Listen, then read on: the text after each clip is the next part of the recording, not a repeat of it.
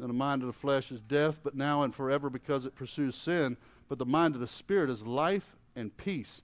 The spiritual well-being that comes from walking with God. Both now. Oh, I didn't know they put the now in there. Both now and forever. Both now and forever. Both now. The mind of the flesh, with its sinful pursuits, is actively hostile to God. It does not submit itself to God's law, since it cannot. And those who are in the flesh, living a life that caters, listen to this, come on somebody, living a life that caters to sinful appetites and impulses. We think that the prodigal son was called the prodigal son because he left his father. The prodigal son was called the prodigal son because he lived the prodigal life. He lived, he's a prodigal son because he left his father. No, he lived the prodigal life. You know what the prodigal life is? It's a life of excess and a life of waste. Do you know that Christians can sit in church every single day and be prodigal sons? You know why? Because we're more attached to our fleshly desires, living a life of excess and a life of waste, and we have a heart of greed, and God is the last person that gets anything that we have, and we end up bringing a Cain offering instead of an Abel offering. Well, me and my wife really got a hold of this giving thing, and I'm not going to turn this into a giving message. I told you before, we talked to a guy named Gary, a very dear friend of ours, man of God to the 10th degree, just extremely knowledgeable. And they said, how do you do it, Brother Gary? We want to know how. Actually, she asked him. I wasn't even there. She asked him. She came back and told me. And he said, I tell you what.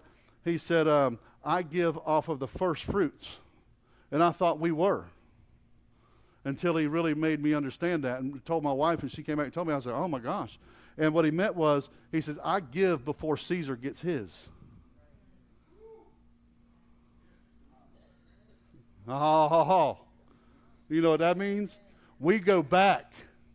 When I get that paycheck, we go back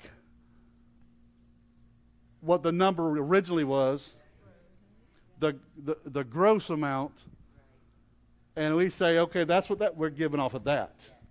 Caesar already took his, but I'm not giving God what's left over from Caesar's hands. I challenge every person in here. Because I'm going to tell you, sister, brothers, saints, when she came back, I was like, okay. I said a little bit more fervent than that, but I was like, oh, okay. All right. As long as we're in agreement, I'm good.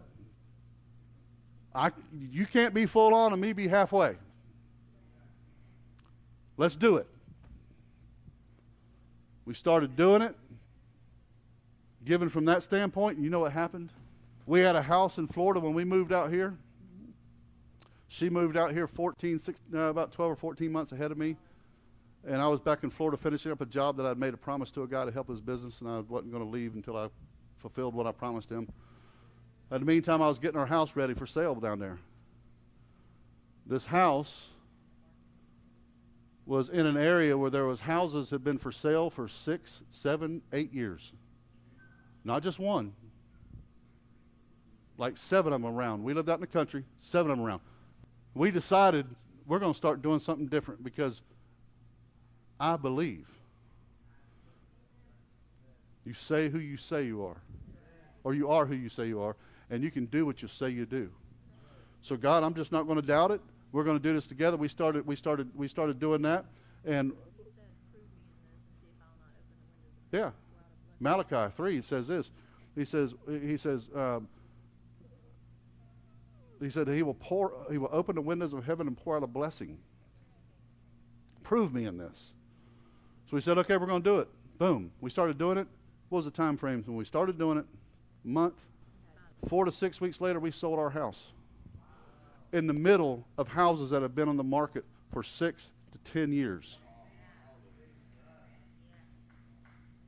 Oh, that was just luck. Your house must have been less expensive. Nope, my house was not less expensive. We had it listed for about a year before that. We went all in and started trusting God. 4 to 6 weeks later, police officer comes to us and says, man, I want to buy your house. I need a yard for my dog. No problem. Awesome. God's good. I only tell you that not to brag. I tell you that because you know what had to happen, Jake? We had to reposition our thinking and our focus. It wasn't the fact that God wasn't blessing us. He was blessing us. Trust me. He was blessing us. He blessed our marriage. So he was blessing us, but when we did this move, I mean, it did this. Because, you got to hear something, because that's not what we were seeking. We weren't seeking God to bless us. We were seeking to give more of ourselves to him.